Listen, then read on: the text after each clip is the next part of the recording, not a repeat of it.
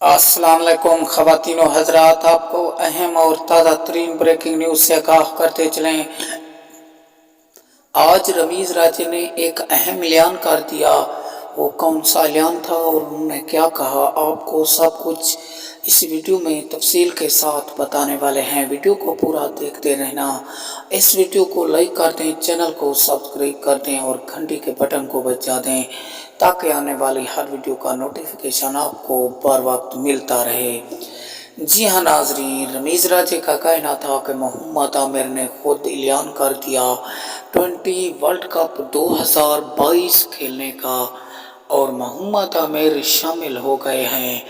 ये रमीज़ राजा ने आज अचानक खबर दे दी कि मोहम्मद आमिर की वापसी हो गई है। 2022 T20 वर्ल्ड कप में मोहम्मद आमिर खेलेंगे। जी हाँ नाजरीन,